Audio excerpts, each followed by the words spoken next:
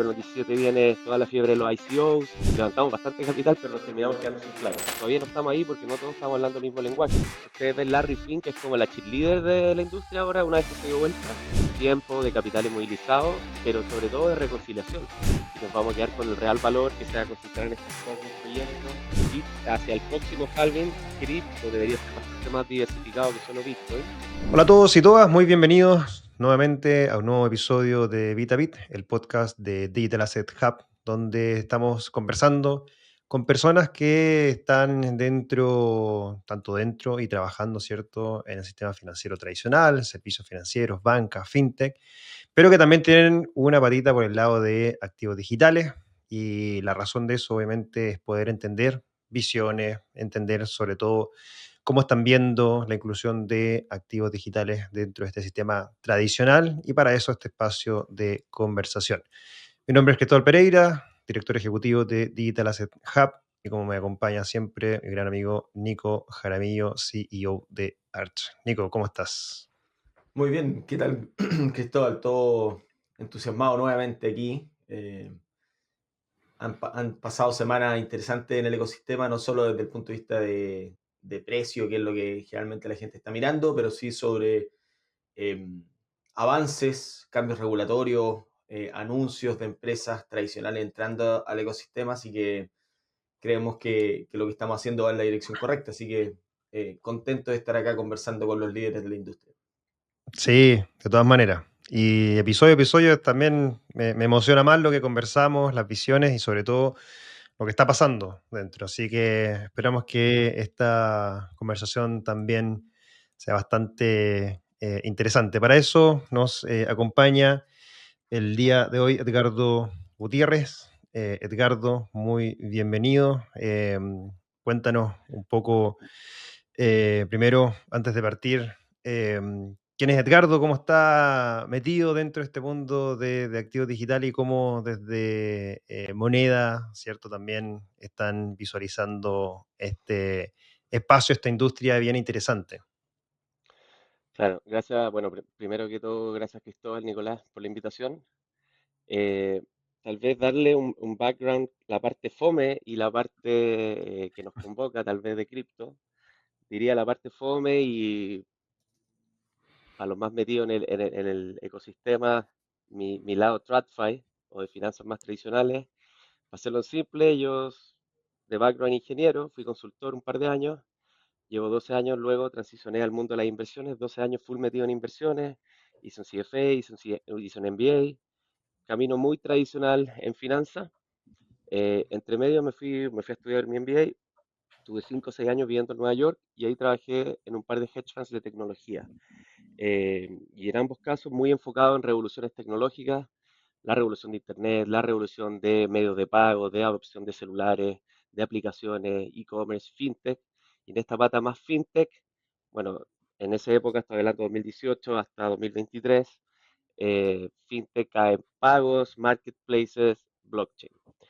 Y ahí en uno de estos fondos nos empezamos a meter, em, tal vez hago un paréntesis atrás, yo metido como observador, aficionado, inversionista a nivel personal en el mundo cripto del 2016, pero ya en estos fondos me empecé a meter más en el punto de vista de la inversión, la tecnología, los procesos, leí, bueno, más white papers de los que quisiera.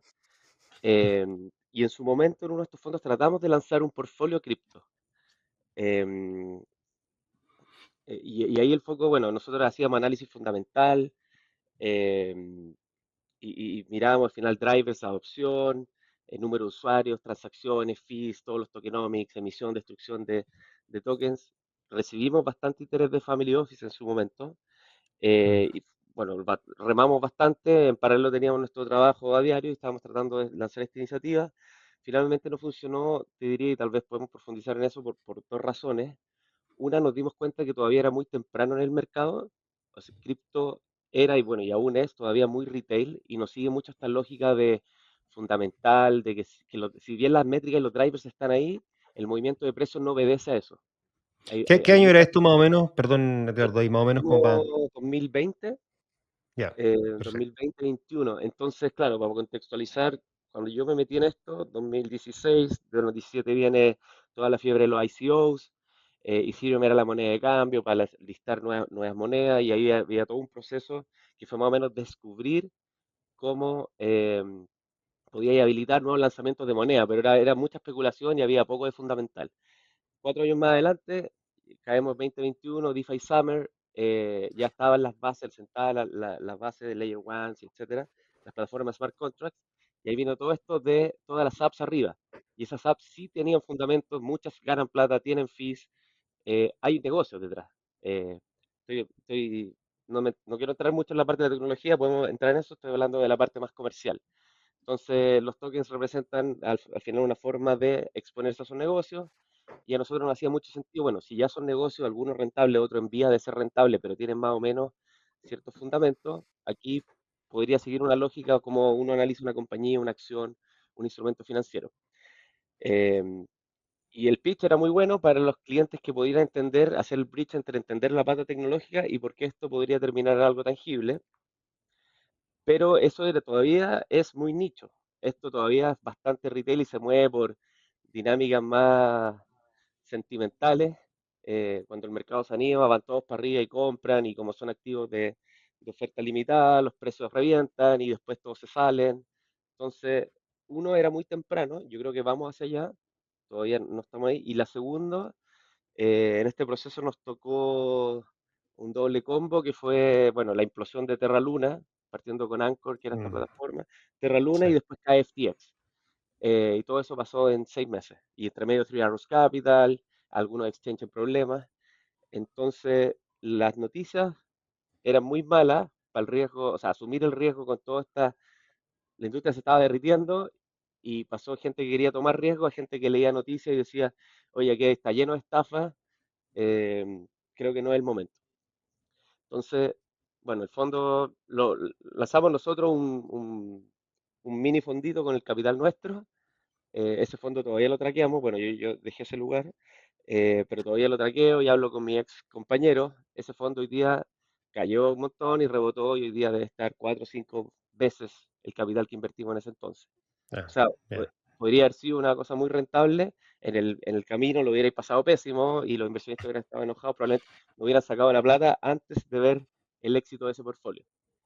Pero Bien. había una oportunidad, yo creo que el mundo va para allá con la entrada de institucionales, se está profesionalizando mucho el sector, ya hay casas de research serias que están escribiendo reportes con sesos, ¿no? Esto no es puro guata, ¿eh? Que están viendo métricas que importan, que están viendo desde, desde número de billeteras, adopción, eh, uso, buybacks, todos los flujos que generan algunos proyectos, no todos, yo diría son la minoría, pero hay cosas que tienen mucho valor y se está empezando a analizar de la forma correcta. Así que creo que eventualmente vamos a ir para allá. Bueno, y ahí me sirvió para meterme un montón. Y lo segundo, en esa vía de levantar el fondo, este fondo cripto, conocimos un montón de gente y nos metimos mucho en el ecosistema. Bueno, ahí por la suerte yo estaba viendo en Brooklyn.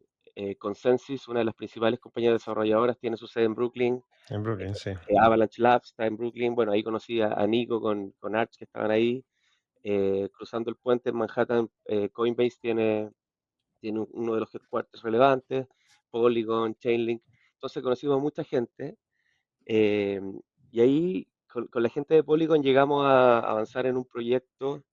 eh, Al final Polygon tenía muchas iniciativas, desde su Layer 2, que es la red POS, que hoy día es el principal proyecto, pero tenían una red empresarial que era Polygon Nightfall, una red que quería poner CK Proofs, una cosa que se llama Superchains, que eran redes dedicadas a empresas, etcétera. Tenía muchas iniciativas y pocas manos.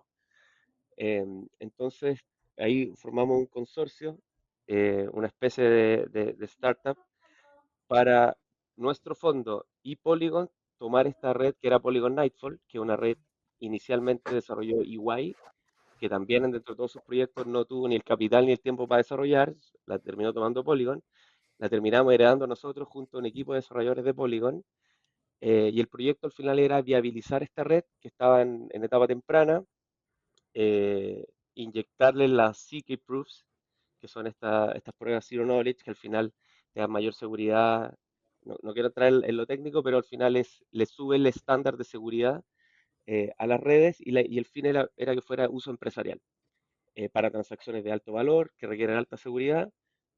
Era una red, a diferencia de lo que Ethereum o lo más, era una red con permisos y autorizaciones, eventualmente iba a poder abrirse y conectarse al ecosistema público, pero inicialmente partía en un ambiente controlado eh, y luego con una vía de conectarlo al mundo exterior. Entonces hicimos ese proyecto, ahora me estoy remontando ya a 2000, fines 2022, 2023, levantamos capital, empezamos a rodar, armamos equipo, bueno, finalmente tuvimos que ponerlo en pausa porque nos levantamos bastante capital, pero nos terminamos quedando sin plata. Entonces eso está en el congelador de momento.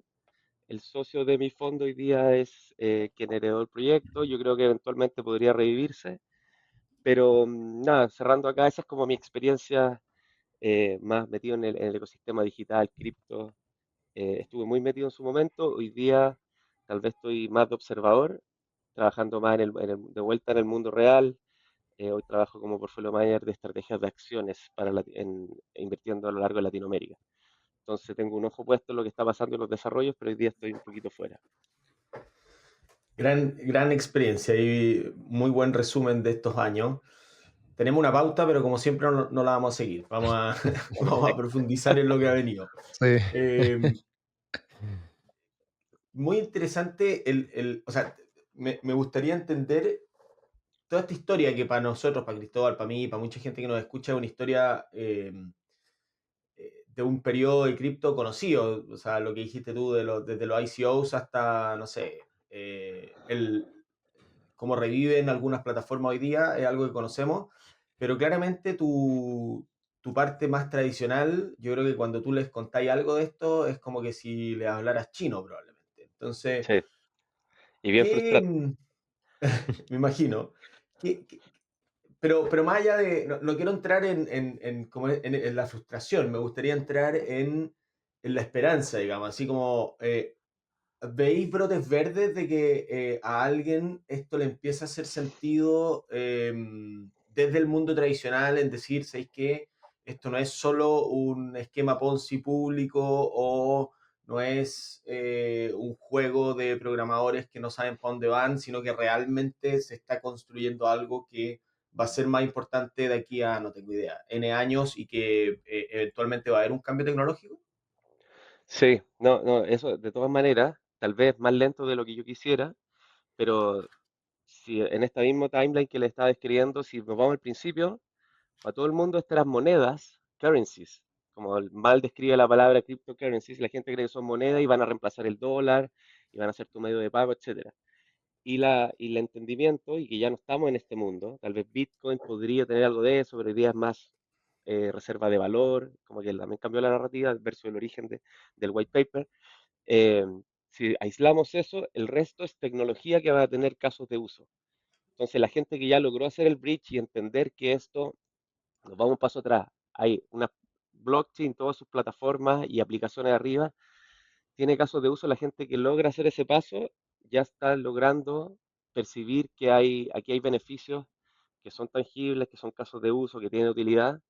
Por nombrar algunos, cualquier activo, ya sea físico o digital, que tú tengáis en Internet, pero lo subes al blockchain, adquiere lo que nosotros en nuestro hedge fund llamamos los superpoderes, que al final, si ya sea un activo bancario, incluso financiero, una acción, tú lo tokenizas, lo subes al blockchain, los superpoderes inmediatamente es transable 24/7, tiene libre movimiento a través de Internet, sin barrera geográfica, transa al mínimo costo, o incluso en la arquitectura financiera hoy día, uno transa, no ve el costo, pero detrás hay un costo y te lo cobra en la operativa, en el margen.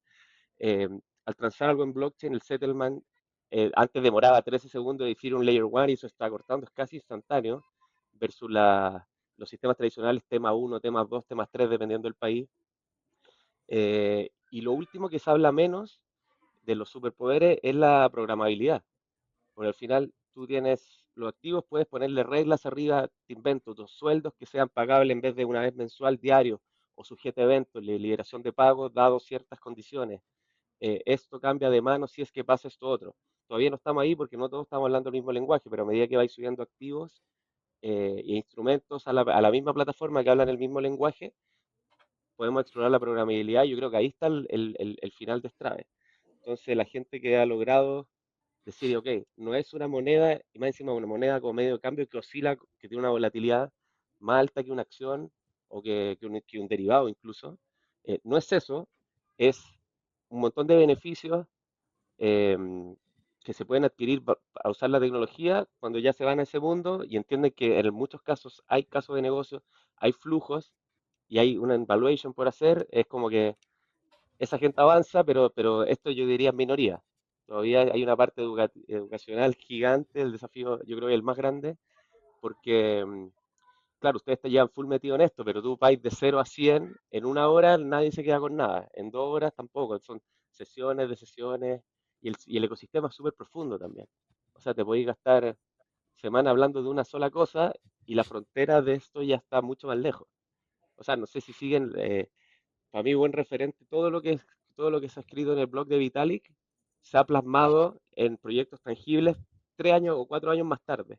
Entonces, si queréis ver el futuro, lee el blog, pero eso pasa mucho después. Pero uno lee esa cuestión y está en la frontera del conocimiento, eh, es brutal. Pero sí, la gente, yo sí lo veo con esperanza, han ido transicionando. Yo creo que una buena prueba es, si tú vas a escuchar podcasts antiguos, de los de cuando la gente hablaba solo de Bitcoin, estoy relacionando con el mundo más tradicional, pero siempre entrevistaban a la CEO de Fidelity, Abigail Johnson, y ella siempre se orgullecía de: yo descubrí Bitcoin, no sé, el 2014 y tengo un rack en mi escritorio porque yo mino Bitcoin. Y eso lo repetía, y obviamente muy comercial, repetía, repetía, repetía, pero no pasaba nada.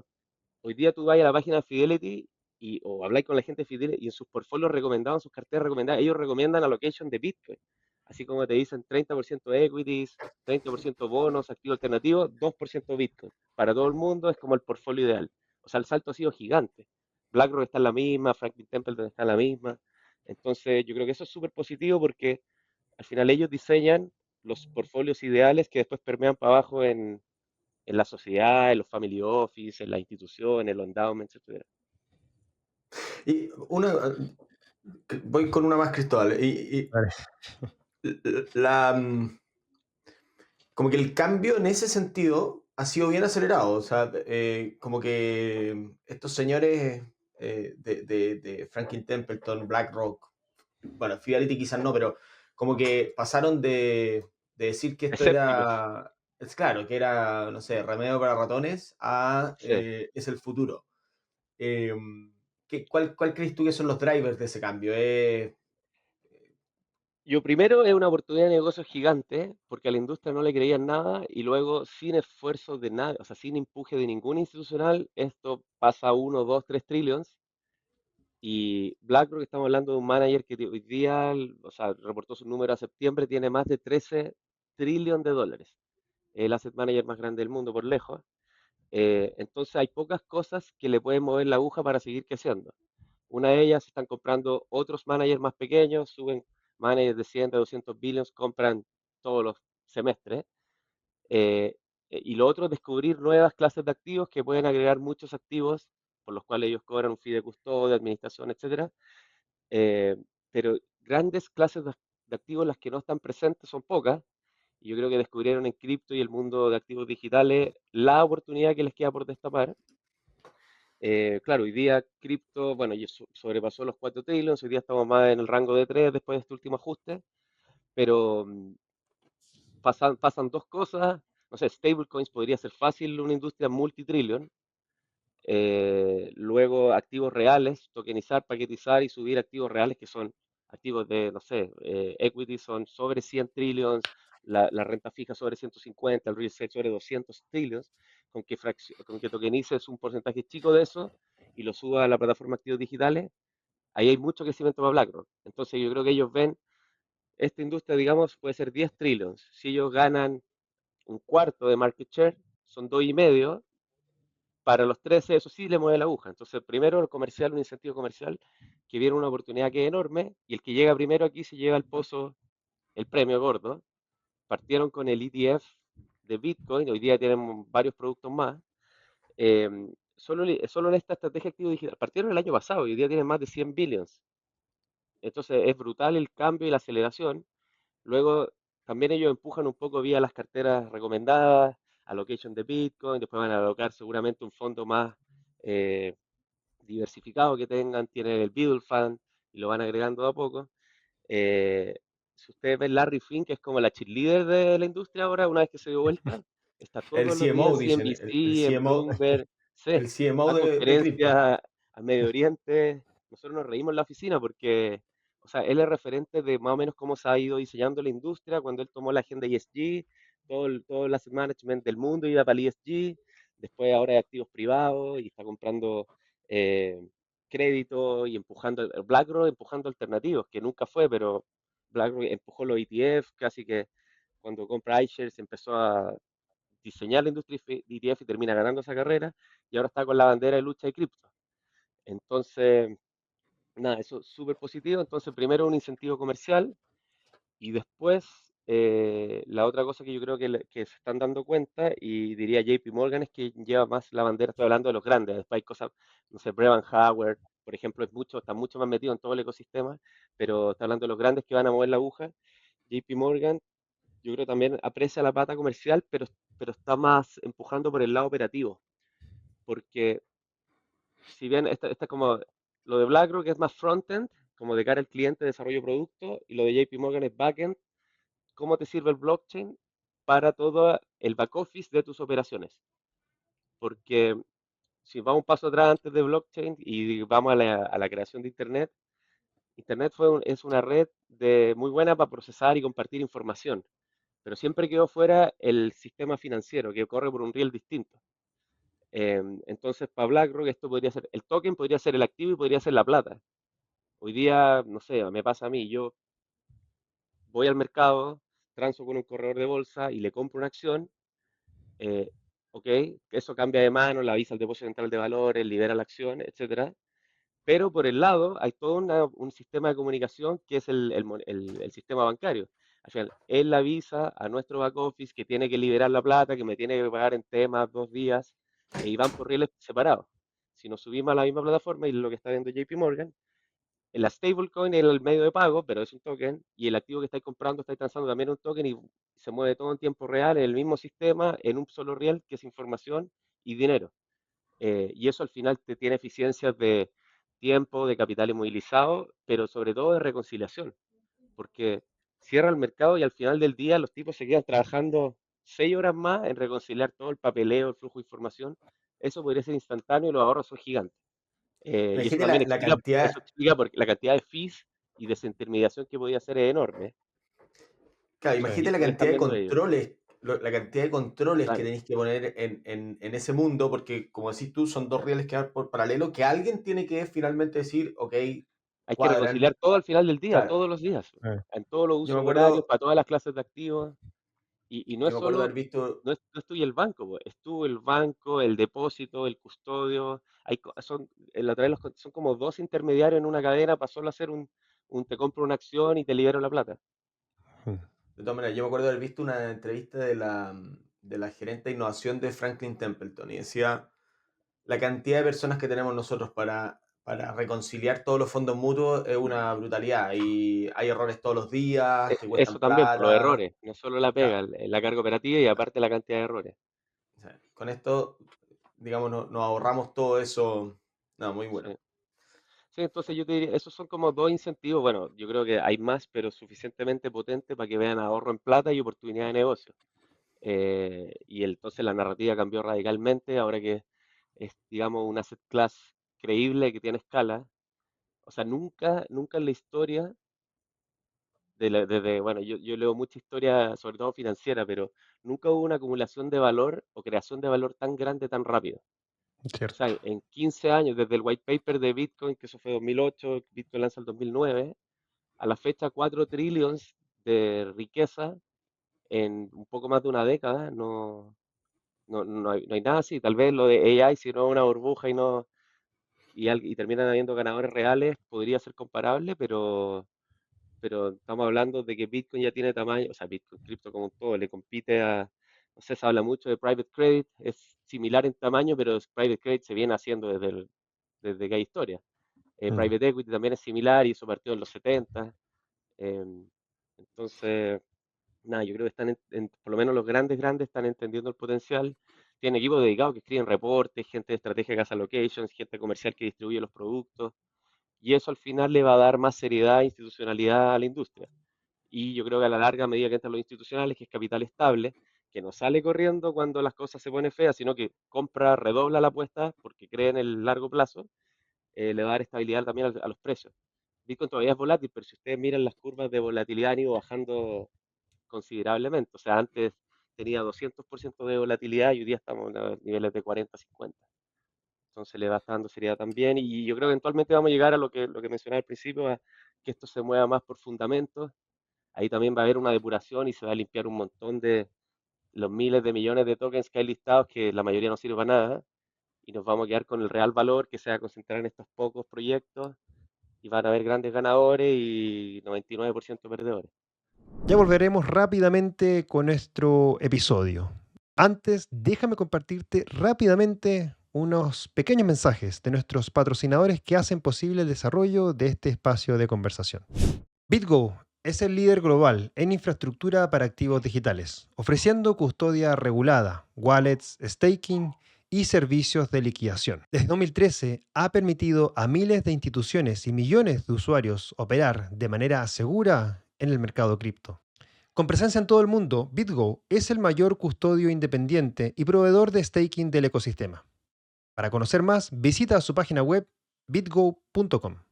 Las criptomonedas no solo están subiendo de precio, están transformando la manera en que el mundo se mueve. Y las empresas lo están entendiendo. Con Orinex Business puedes gestionar grandes volúmenes de pagos con stablecoins y con la ayuda de un ejecutivo que lo hace sencillo por ti. Haz crecer tu empresa con el servicio OTC de Orionex y opera todo desde una sola plataforma. Descubre más en orionex.com. Oye, Edgardo, me saltan varias dudas y preguntas que me gustaría hacerte. Voy a tratar de ir, de condensar para no ampliar tanto, pero hay varias cosas que mencionaste y sobre todo esta última parte de esta conexión y visión donde ya estos actores más institucionales, grandes actores del sistema financiero global están entrando, viendo esta oportunidad. Mencionaste el tema del precio de Bitcoin, de la volatilidad, que hoy día claramente la estamos viendo mucho más baja. O sea, las caídas que estamos viendo hoy día, hace 2 ciclos atrás, eran caídas de 15 a 20% en un día, y claro, y hasta 60-70% quizás en un mes. Y hoy día sí se ve un activo no tan volátil comparado con otros, ¿cierto?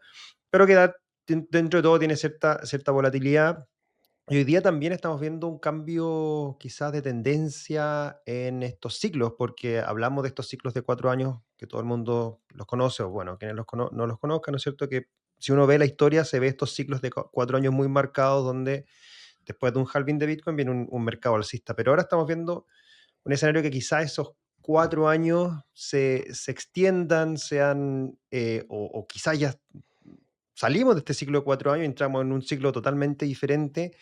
Y ahí quería hacerte dos preguntas. Uno, ¿cómo lo ves justamente en este tema de estos ciclos? Y lo segundo, de tu experiencia que entraste también en analizar empresas más tradicionales con inversión en acciones.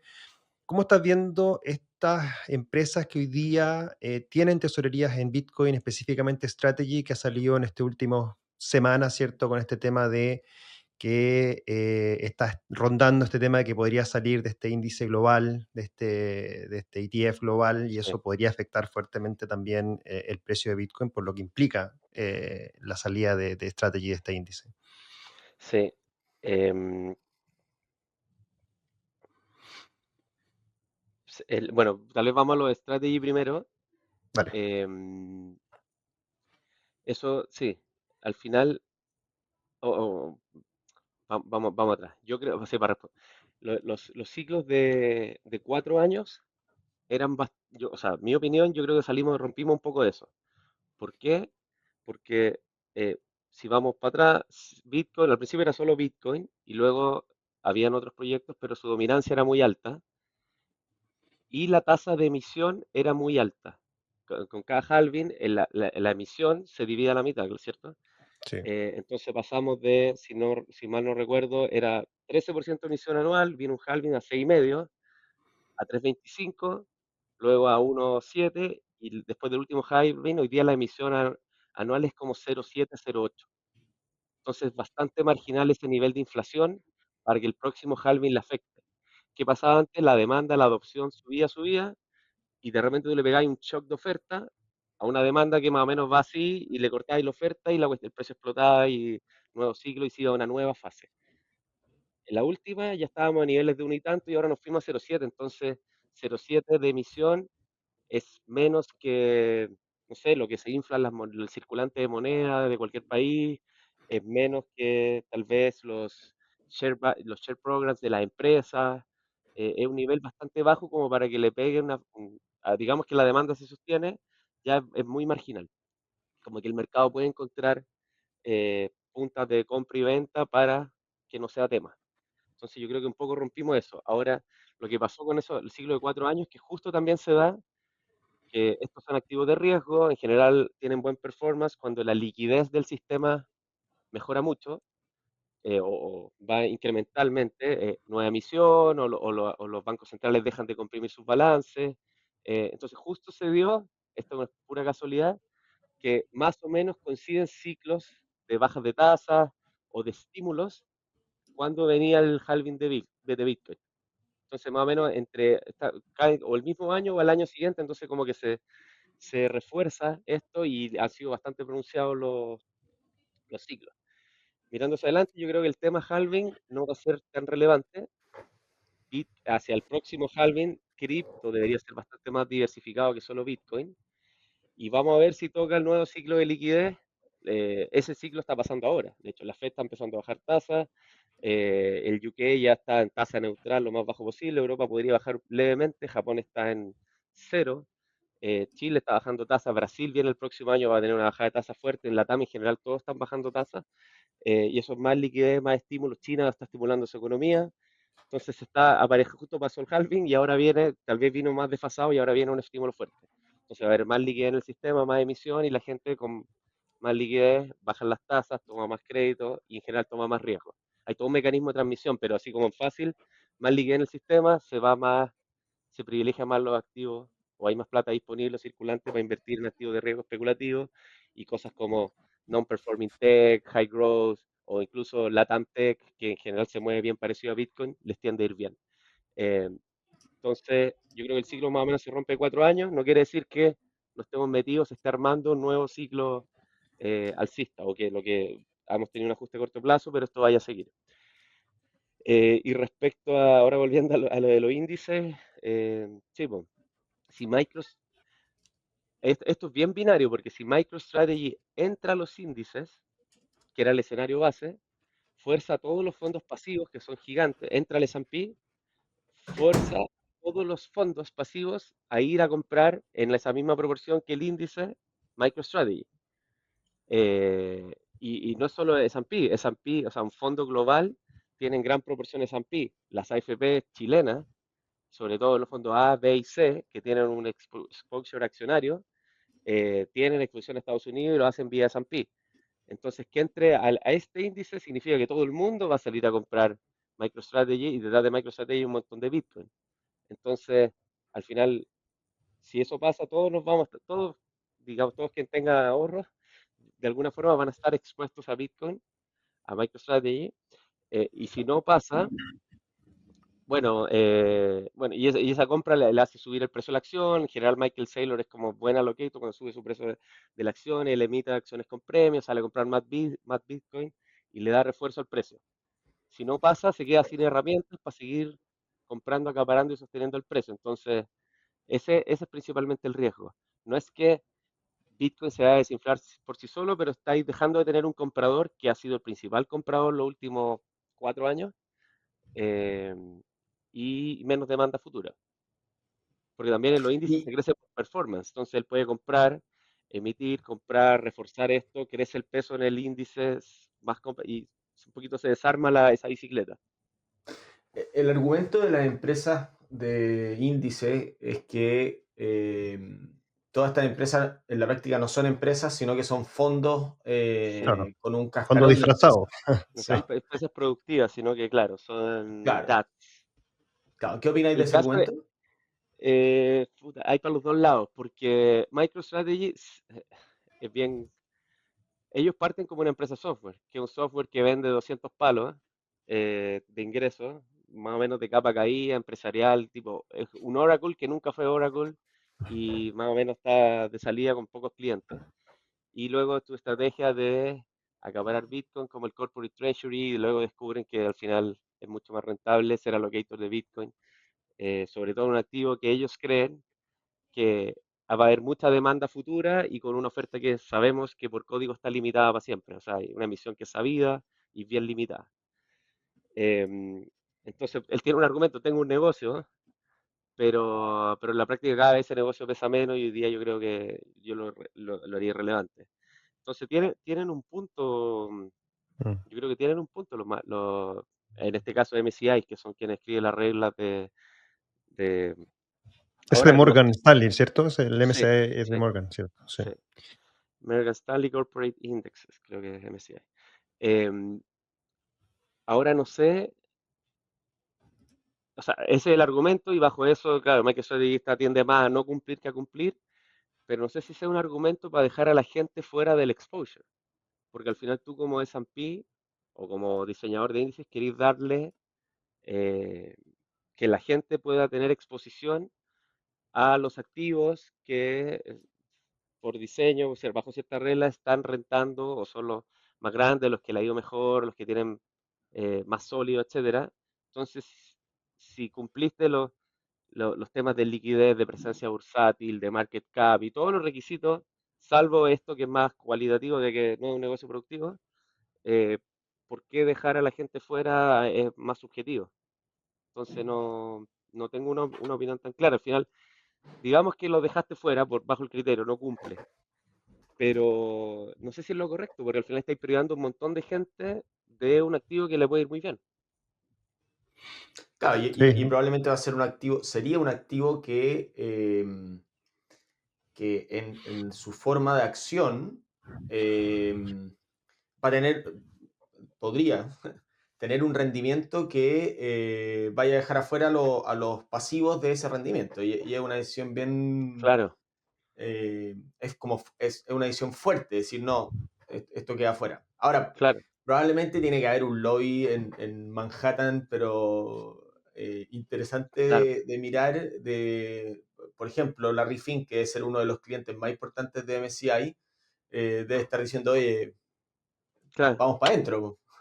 obvio. Sí, sí, porque también hay un argumento para hacer, no, al no ser un activo productivo, esto reviste mucho riesgo para el inversionista. ¿Qué pasa si Bitcoin se desinfla, que como tiene el precio de alta volatilidad, entonces MicroStrategy, ya que ser un derivado y con bastante palanca, podría desinflarse? Pero el tema del riesgo, al final tú miráis dentro de lo que se vende en ETFs y a lo que la gente se expone, igual tiene un montón de riesgo. Hay un montón de compañías tech que no ganan plata y no tienen para cuándo ganar plata. Hay compañías mm, quemando caja, hay compañías bastante complicadas, entonces el tema de riesgo, y esas cosas no las prohíben. Em, entonces, como que si cierto. queréis cortar por riesgo hay que limpiar un montón de cosas más. Claro, claro. Sí. No, sí, ahí hay un tema ahí para analizar y ver qué termina pasando. Bueno, enero es como entiendo yo, el mes, creo que mediados de enero es como el Sí, mes donde se hace sí, es esta bien revisión. gris, lo que no se Sí, había tomado ni una decisión al respecto, solo que ahora se volvió tan grande que es algo difícil de no abordar. sí, sí. No, o sea, entiendo yo, está esta norma de como de si tiene más del 50% Del negocio, digamos, o del la negocio exposición. en Bitcoin, eres como un fondo de Bitcoin, en verdad no es un negocio, y él salió Claro, hablando de que en realidad tenía esta empresa productiva que tú mismo dijiste que vendían 200 millones en software, pero que en realidad viene hace años como capa caída su negocio principal en teoría, y hoy día está más metido en el management de Bitcoin que en realidad hace crecer su negocio de software. Entonces eso es como el claro. argumento que tienen para poder retirarlo. Em, ahora, Un, yendo a un otro... análogo, un análogo ahí, sí. porque, por ejemplo, si entra MicroStrategy, Bitmain, que hace lo mismo con Ethereum, no tiene deuda, pero Ethereum hace stake de todo de todo Sí, y eso genera flujos, que no es un negocio, no es un negocio de software y todo, pero es un negocio productivo. Entonces ahí claro. también podría armar un argumento de todo mi negocio de Ethereum, pero sí produce flujos. Entonces, ¿es un negocio o no es un negocio? Y debería entrar o no debería entrar. Yo creo que esa es la siguiente pelea.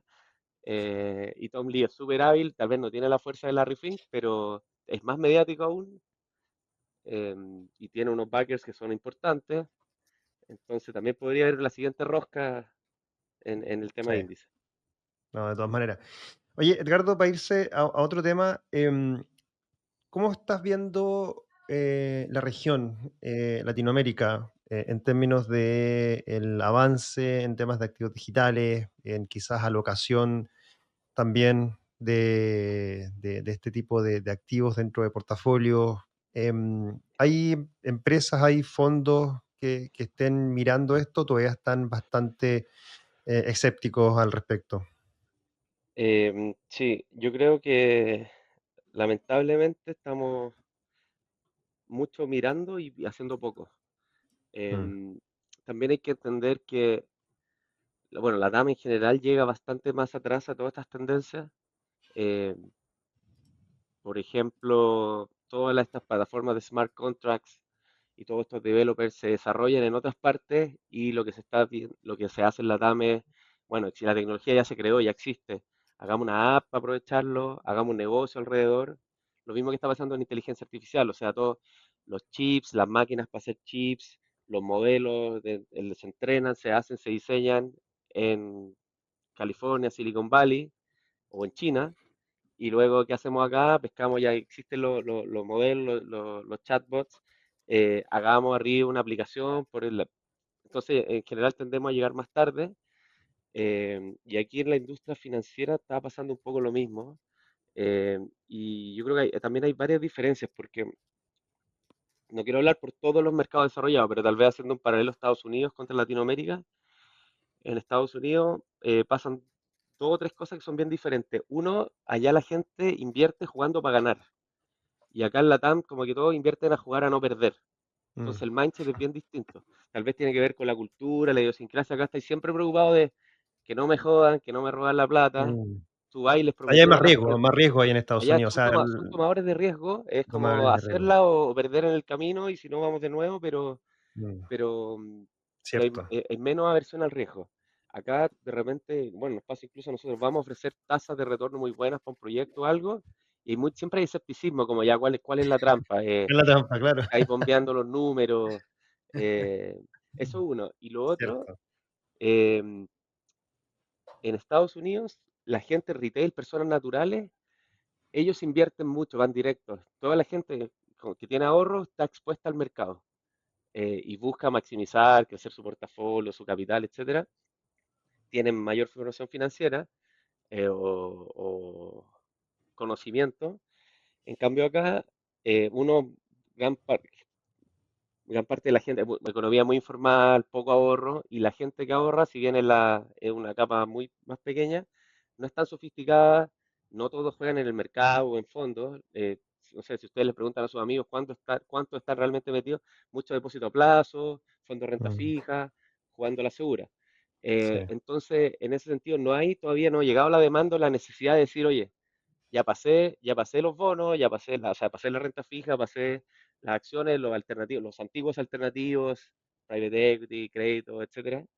Estamos hablando de los nuevos alternativos, eh, licencia, royalty, cripto. Estamos como en esa frontera. La demanda no ha llegado ahí todavía. O sea, nadie llega a pedirte, tengo todo cubierto, dame la capa más alto crecimiento, tal si bien es más especulativa y riesgosa, quiero esos retornos. Todavía no está ahí. En Estados Unidos, como que cambió un poco la narrativa de, antes era, no me voy a arriesgar en cripto porque me pueden echar, pues aquí hay mucho riesgo. Ahora todos los comerciales, los estrategas cambiaron el switch y es, no puedo no estar expuesto a la clase de activo que andaba mejor en los últimos 10 años. O sea, Bitcoin hizo 80% al año por 10 años y Ethereum sobre 100 y me pasó por arriba, yo no tuve y mi cliente me dice, oye, tú tenés que optimizar mi portfolio y no le metiste a lo que le fue mejor. Entonces, como que esa parte ya se entendió, acá nadie ni siquiera lo está pidiendo. Pero Mm, eventualmente yo creo que vamos a llegar. Si esto sigue dando, pues ajusta, la gente se asusta y luego vuelve. Y creo que vamos a ir para allá y de a poco se empieza a generar ruido. Hay clientes que preguntan, pero hoy día no es obligación. En Estados Unidos yo creo que sí es obligación si tú eres un manager grande tener tu solución cripto, porque si no el cliente lo va a encontrar en otra parte. Así como le ofrecí las acciones, la renta fija, el private equity, etcétera, también tengo los activos digitales. Algo que hemos visto nosotros en Arch y lo, lo- lo- lo tomamos de alguna manera también de Bitwise, que el CIO de Bitwise decía, nosotros hemos tenido que tocarle hasta 10 veces la puerta a un potencial inversionista hasta que nos recibe, nos escucha Claro, y termina invirtiendo. Yo creo que en LATAM algo de lo que falta, y probablemente hoy día ya no van a ser empresas LATAM, sino que van a ser los BlackRocks y los institucionales, o sea, los que atienden ese sí, segmento, pero que son globales, los que van a decir, oye, ¿y por qué no prueba un poquito con Bitcoin?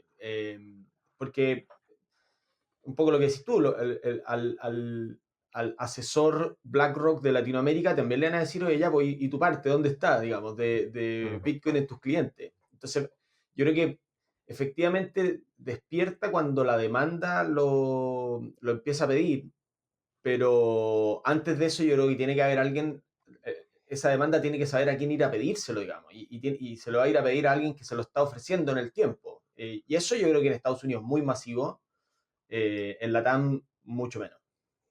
sí, creo que ellos están sacando una ventaja grande, porque ya, bueno, ya lanzaron el año pasado, los grandes managers, tienen productos, soluciones probadas que están funcionando, que la gente se está subiendo, digamos en 3 4 años, es cero costo cuando yo tenía oficina de distribución en esta región o en Asia emergente o en Europa emergente. Oye, esto está probado por 5 años, funciona, todos estos clientes lo tienen, métele un poco, versus alguien que se tira de cero a probar una solución o un producto que, Claro. que no ha sido testeado. Entonces, claro, están construyendo esta franquicia, eventualmente eso va a expandir al mundo. Y yo creo que, o sea, tal vez nos sentamos a conversar en 2, 3 años más y BlackRock tiene el trillón que buscaba en AUM de activos digitales, haciendo exactamente lo mismo que está haciendo ahora. No tiene que cambiar mucho, solo seguir empujando la adopción, apoyando el ecosistema. Ojalá ellos también, bueno, ellos y otros, desde la administración Trump incluso, muy enfocados en clarificar la regulación, de una regulación favorable y destrabar. Eso también es súper positivo. Y eventualmente yo creo que van a llegar. Mm. Buenísimo. Sí, Oye, vamos a, perdona, vale. Chris. No, dale, Ah, Nico. ok. Vamos a este concepto de real world asset, que con Edgardo lo hemos estado conversando un poco. Me gusta lo que comentaste al principio de estos activos con superpoderes. Entonces, Mm, ¿cuál es tu visión sobre real world assets? Vamos a ver pronto de manera masiva, porque yo creo que hay alto de innovación y de empresas probando, pero vamos a ver flujos masivos de activos financieros tradicionales en el blockchain en algunos años más. ¿Y cuáles van a ser esos superpoderes, crees tú, en esta clase de activo particular? sí. Yo creo que, o sea, esto es bien amplio, nos podemos ir por varios caminos. Primero sí, yo creo que lo vamos a ver. Se ha avanzado un montón en infraestructura. eh, si se acuerdan, antes lo que era eh, transaccionar o operar con las billeteras antiguas, con estos números de serie gigantes, entre que no sabías si estaba ahí dando tu clave o le estabais donando todo a alguien que te iba a robar la plata. Está simplificado, es súper user friendly, hay marketplaces que como que abstraen todas estas complejidades. Entonces toda la infra, antes era todo desconfianza y toda la infra ahora existe, seguro. Creo que sí vamos a ver, y yo me iría por dos caminos, o sea, hablando de real world assets, o activos del mundo real que uno tokeniza, sube al blockchain y puede utilizar, como lo vemos nosotros, lo vemos donde trabajo ahora y con quien hablamos, donde trabajaba antes, hay como tres categorías para definir. Uno son los activos que tienen turnover lento, que ahí podría poner un bono, una propiedad, tal vez un fondo private equity, activo alternativo, los activos alternativos, cosas que se mueven poco, cosas que uno compra, hace una escritura o una firma, compra y no lo movía en años hasta que se vende. Eso eso ya está avanzando, pero Brevan Howard o Hamilton Lane están tokenizando sus fondos de private credit. Eso, ¿y cuáles son los beneficios? Uno, al final tú pones en custodia los títulos del fondo o la propiedad, eso se tokeniza, puedes fraccionar y te da más liquidez al activo si algún día queréis vender una parte o tenéis demanda por algo vía un marketplace, podéis fraccionar, podéis bajarle el ticket, porque en general, ¿por qué estos activos se quedan, no rotan? Porque es para inversionistas muy sofisticados que necesitan un ticket porque hay un papeleo enorme, porque tiene complejidades, porque necesita una capa de abogado y son estructuras complejas. Pero si tú todo eso lo haces la originación una sola vez, la metí en un custodio, subí el token, podéis fraccionarizarlo, podéis encontrar distribución o llegar a más gente con esto, podéis encontrarle salida incluso si alguien se aburre antes de los 7 años por alguna razón, ya sea de liquidez o se aburrió, quiere vender, podéis encontrar puntas.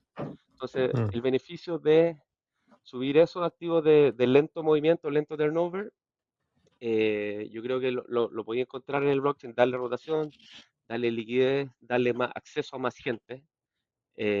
Blackstone, no BlackRock, Blackstone partió con clientes institucionales grandes, los grandes soberanos del mundo, las compañías de seguros, fondos de pensiones, y hoy día ofrece productos para retail.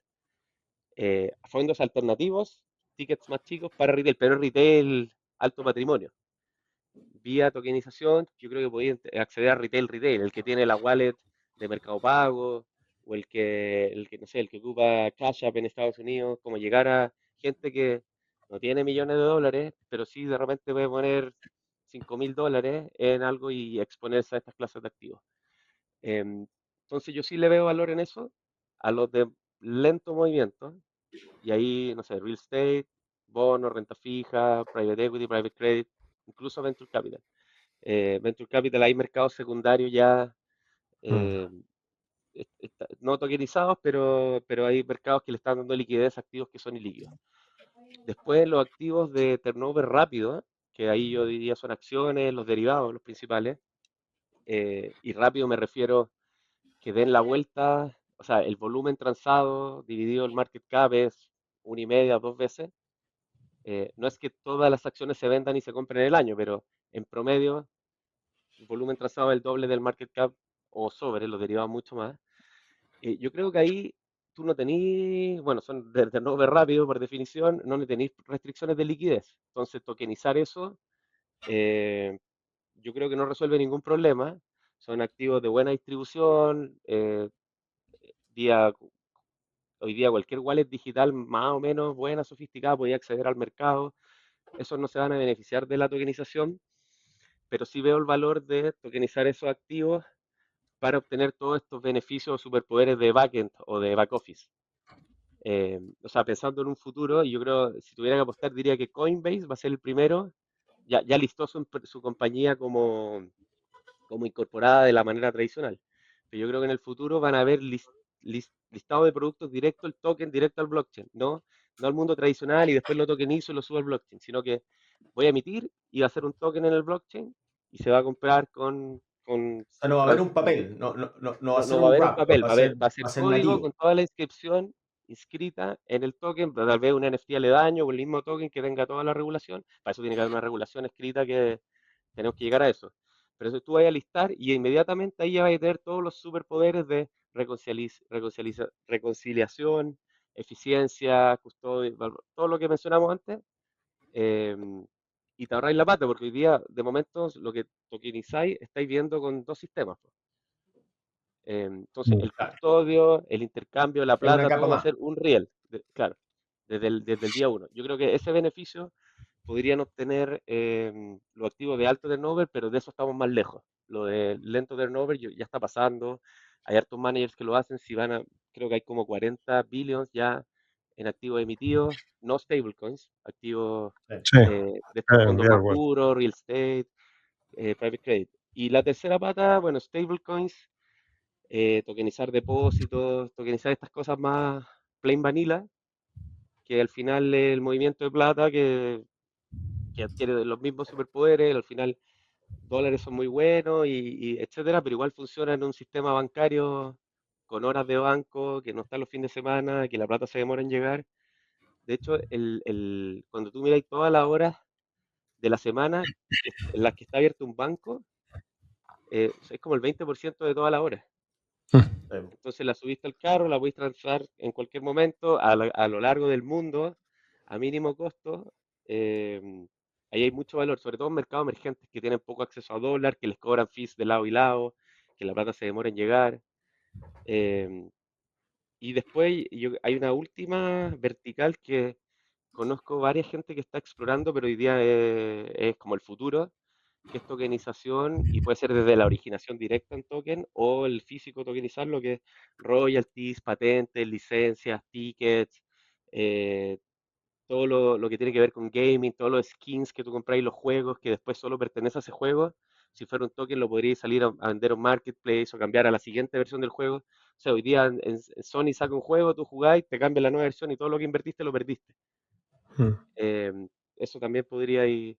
Eso ya Es son un, es activos un digitales gasto, que, sí, pues es un gastadero de plata para siempre. es un gasto más que una Eh, inversión. sí. Y ya la última, sí, futuro, Skynet 2100, tokenizar información personal, data personal, identidad, que tú seas dueño de tu propia identidad, no el registro civil, sino que tú andes con tu token, que mantiene todo y tú decides qué compartes y qué no, en vez de que viva en sistema de otros, eh, y tú tengas el acceso y la propiedad de, de- de tu información. Pues bueno, esa visión, Edgardo, comparto gran parte de eso y estoy seguro que este concepto de la industria Real World Asset va a ser un próximo gran catalizador de la tecnología, la industria y todos los servicios que también vienen aledaños.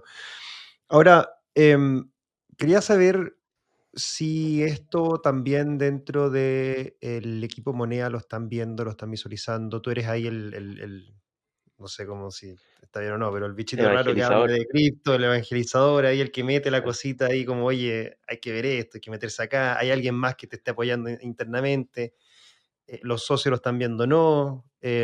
Por ahí venía claro. justamente escuchando la entrevista que le hicieron a Fernando Tisné en el Ah, podcast de Millions. Y al final, me gusta porque al final tienen esta definición a penales donde a todos les preguntan si tienen criptomonedas. El único que ha dicho que sí hasta ahora, José Manuel Silva de la Reinvial, que dijo que sí, pero porque sus hijos están muy metidos también en el tema, y Fernando dijo que no le creía para nada, que era algo súper especulativo y que buscaba algo que le diera valor, ¿cierto? Como obviamente alguien más tradicional de lo que son acciones o bonos, lo que ve él. Pero ahí después con eso enganché y dije, oye, sería bueno saber ahí cómo en la interna cómo está viéndose este tema de activos digitales, quizás no en la parte cripto como Bitcoin, pero sí en la parte de real world assets. sí. Mira, hemos estado explorando. Hay, hay gente escéptica y hay gente muy convertida o conversa o believer. em, y hay de ambos bandos a nivel de socios, a nivel de portfolio managers, y las generaciones para abajo también. Lo estamos explorando, pero lo que nos pasa, por lo menos nosotros en el caso de monedas, que todavía nosotros jugamos en mercados o sea, la oportunidad de los mercados en los que jugamos es tan grande que no nos da todavía el tiempo para Claro. meternos en esta capa más chica. Por ejemplo, el Mm, equipo de crédito ha hecho una super pega, es una operación de las relevantes de Latinoamérica, pero el mercado es demasiado más grande, entonces pueden claro. seguir creciendo ahí, capturando market share, clientes, retornos, etcétera. Y lo que hacemos por el lado mío y mi equipo en el mundo accionario también, o sea, nosotros manejamos billions, pero el mercado es trillion. Mm. Entonces, eh, yo, lo que hemos explorado, más que ofrecer a nivel producto como moneda, sí hemos tratado de entender a nivel tecnología cómo nos podría ayudar blockchain para todos estos temas de backend que les mencionaba. Yo creo que ahí hay un beneficio, eventualmente va a ocurrir. De hecho, he tenido conversaciones con NUAM, que es el exchange, que es la antigua bolsa de Santiago, que se está integrando con otros países. Ellos ya están pensando en una arquitectura blockchain. Eventualmente, si entre todos se empujan, podemos llegar a tener soluciones que corran en ese riel. No creo, no lo veo en el corto plazo, pero ya se está pensando. Y eventualmente vamos a copiar lo que pasa afuera. Entonces vamos más por el lado de la tecnología. más que nosotros a nivel de moneda empujar producto, eso no lo veo corto plazo. Y eventualmente el futuro va para allá y creo que de alguna u otra forma, ya sea con un socio o internamente, esas capacidades va a haber que desarrollarlas. Em, sí creo, o sea, algo que no me gusta es que por lo menos bastante de lo que hemos hablado en esta conversa es subir cripto, ocupar el blockchain para riel, o sea, ocupar el riel para activos que ya existen y al final volvemos de nuevo a centralizarnos cuando toda la promesa de esto, al final BlackRock va a dominar Bitcoin porque va a tener todos los ETFs paquetizados bajo sus clientes, etcétera. O una billetera o un sistema, estamos, o sea, estamos ocupando los beneficios del blockchain, que están súper buenos, pero se está perdiendo un poco hacia dónde va el mundo, la visión de estos DeFi, este ambiente descentralizado, libre acceso, sino que van a haber todavía controladores del supply chain de este nuevo sistema que van a tener harta fuerza y harto que decir. Entonces, como que no hemos desviado un poquito el camino. Mm, Em, Vamos a ver en qué termina. sí. No, pues está claro, si donde hay negocio finalmente, Exacto. si tienen para crecer y tienen la expertise ahí, obviamente hay que ponerle el foco, si finalmente igual tienen que hacer crecer esos fondos y es verdad, hay un camino y todavía esto es un nicho, así como tú dijiste, esto es un nicho de quizás de 4 trillones hoy, en un futuro va a ser obviamente mucho mayor, pero bueno, hay que ir viendo y cómo se desarrolla. Para ir cerrando, y por ahí tengo una última pregunta, después dejo a Nico y si quiere hacer una última pregunta también. ¿Cómo sería tu visión hoy pensando en lo que ya has vivido en estos años, en toda esta experiencia que ya tuviste, que encuentro que es muy buena, sobre todo esta parte más del lado cripto, lo de Polygon, lo de armar estos portafolios? Em, ¿Cómo lo estás viendo en los próximos 5 años, el mercado, los próximos 10 años? Por ahí mencionaste desde el punto de vista de Real World Asset, pero ¿ves que ya en los próximos 5 años va a haber un cambio radical en la industria bancaria y financiera? Esto pensando en esas quizás voces escépticas todavía que ven en activos digitales algo, pero como que todavía no se atreven a innovar, a integrar, a dedicar tiempo para ver que esto realmente es un game changer que si te subes hoy o 5 años más tarde te va a cambiar las reglas del juego drásticamente. Sí, varias cosas que decir ahí. Bueno, yo creo que la tendencia en la que vamos va a seguir. Más países están siendo claros en su regulación, en poner reglas claras, algunos dando incluso excepciones tributarias a las ganancias de capital. En cripto eso fomenta la adopción. Siempre cripto llegó a donde está con todo en contra, con la regulación en contra, con las instituciones en contra, con puras piedras en el camino y logró llegar hasta Con, donde lo- con- está. con los ¿Ah? nativos cripto en contra a veces también, cuando hacen Incluso, locura. incluso, pero llegó a estar fue en base a visionarios que crearon esta tecnología increíble y mucha gente empujadora, startups y algunos pocos fondos de venture capital que se jugaban un all-in, pero eran pocos. Entonces, si empezamos a ver qué ha cambiado y para pensar qué va a pasar en el futuro. Hoy día hay muchos fondos de venture capital, de estos chicos empujadores, hoy día son multibillion fondos que diseñan la industria, los Paradigm, los Pantera, hay varios. Hoy día tienen toda una franquicia con todo un ecosistema, tienen más balas para empujar, la regulación se está tornando favorable y bueno, y toda esta discusión lo refleja bastante bien. Hemos hablado una hora de institucionales, que esto hace 3 años era impensado. Entonces, yo creo que esa tendencia va a seguir, está solo partiendo. Me tocó estar, de hecho, en Brevan Howard hace 2 meses y me mostraron su equipo de Digital Assets y son 50 personas. Y tienen AUM y tienen varios billions administrados en activos digitales, están empujando y así como ellos hay varios más. Bueno, Citadel también está haciendo operaciones desde trading en cripto a meter estrategias en su portfolio, en su master fund. Entonces eso al final permea a clientes sofisticados. ¿Quiénes son esos clientes? Endowments, fondos soberanos. Hay fondos soberanos que están comprando cripto, hay endowments de universidades, hay fondos de pensiones gringos en algunos estados. Entonces esa tendencia va a seguir, la adopción, más demanda para activos de oferta limitada, súper bueno. Y lo que no se ha visto, porque es muy incipiente, es todavía los beneficios reales de, por ejemplo, em, real estate tokenizado. O sea, hay proyectos, hay plataformas, hay algunos billions ahí, pero no es una cuestión mainstream. Yo creo que esto se tiene que volver mainstream. stablecoins, después de lo de Terra Luna, se destruyó gran parte del valor y hoy día de nuevo una industria sobre 300 billions, que transa más, o sea, se mueve más flujo que redes como Visa o Mastercard, que es una base monetaria más grande que la de, yo diría, todos los países menos cinco. Bien, son dólares o euros paquetizados, pero al final es una base monetaria que, es bastante relevante, son tenedores de treasuries, eso va a seguir, sobre todo si Estados Unidos sigue empujando, que era como la fichita que faltaba. Scott Bessent habla de que, no sé, la última cifra que tiró era stablecoins debería ser una industria de 4 trillions como ahora pronto, en el mediano plazo. Mm, Y porque es la forma de que el dólar se propague por el mundo y de ganar esa batalla contra otras monedas, etcétera. Entonces, yo veo más como porosidad o stablecoins llegando más lejos, más distribución de real world assets, porque se van a empezar a demostrar sus beneficios. Eso también va a permear al retail, que todavía no tiene gran acceso a eso. Em, yo creo que así como no se me ocurre una cosa como out of the box, creo que vamos a seguir la misma tendencia en la que vamos, pero con escala relevante, menos fluctuación de precios, más institucionalidad. em, no sé, un futuro en que vía la billetera de Mercado Pago, la de Nubank, así como tú hoy día podéis comprar acciones o un par de criptos, en tu portfolio de cosas vaya a poder comprar una fracción de una propiedad que te va a dar todo el detalle y exponerte a los flujos de esa propiedad o algún fondo más sofisticado. Yo creo que para allá va más o menos la cosa. A los fondos de Arch en la billetera de Mercado Pago. Así también. es. Oye, buenísimo. Tengo la última yo por mi lado también. Comentaste que en el 2020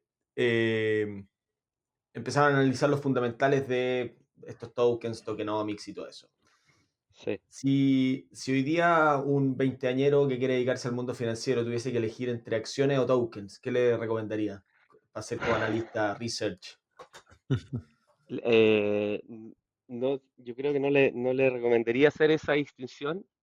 Le recomendaría eh, primero, no el mundo financiero, sino que la teoría financiera está empezando a ser y va a ser muy aplicable también para los tokens. Entonces, primero, hacerse experto de la teoría de la cátedra financiera, de valoración, análisis de descontar flujos, múltiplos, toda esa teoría. Y la segunda parte, más que en una u otra asset clase, es la tecnología. Porque eventualmente yo creo que tokens van a ver, no sé, si Coinbase, que es el negocio del exchange, y por el otro lado tenéis Base, igual desde el punto de vista tecnológico, detrás hay una lógica similar. Entonces, foco en la industria tal vez que tú quieres, pero con una base robusta de teoría financiera.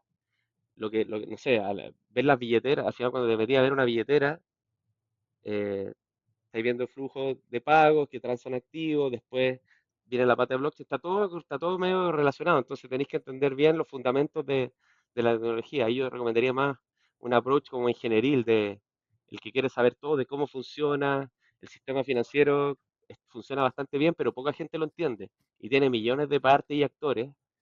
Entonces yo creo que eso fue algo que nos pasó por consecuencia de tratar de querer hacer este proyecto, ya tenemos que entender cómo funciona la cosa y ahí te das cuenta de lo engorroso que es el sistema financiero, lo ineficiente, y por ende ahí decís, oye, esta oportunidad es gigante. Si mira, o sea, cuando uno llega y dice, soy un merchant, quiero ser un comerciante, alguien te provee una solución y te cobra 2,5, 3%. Uno cree que porque el cost of doing business, pero ese es el precio porque toda la magia que pasa detrás pase y más encima el que te provee el servicio tiene que ganar un delta que no es muy grande. No es que el Mm, 3% para adentro porque él lo decidió, es para pagar por todas las capas de fees que vienen detrás, que se reparten entre varios actores. Entonces, no, mi recomendación es de cabeza en inversiones y luego, si te gusta la industria, independiente sea el mundo abierto, tradicional o blockchain, te va a servir el foco en la tecnología. de Buenísimo. todas maneras. Buenísimo. Bueno, genial. Muy buena conversación, Edgardo. Te agradezco mucho tu tiempo, tu disposición, tu visión. Así que nada, pues yo de mi lado, las expectativas estaban arriba y quedaron bastante arriba, así que te agradezco mucho, como digo, por tu tiempo. Muchas gracias por la invitación. Pues. Que estés muy bien. Gracias a ti, Edgardo, y a seguir evangelizando en tu mundo. Exacto. Hacer eso Sí, estamos. exactamente. Que estén Hay bien. que, hay que evangelizar harto. Oye, muchas gracias y bueno, a todos los que nos escuchan, nos ven, nos ven en YouTube o en Spotify, recuerden dejarnos un like, seguir el canal y el podcast también en Spotify y agradecer por supuesto a quienes hacen posible este espacio que es BitGo y Euronext. Toda la información la encuentran en la descripción de este episodio. Muchas gracias y nos vemos en un próximo episodio de Bit a Bit.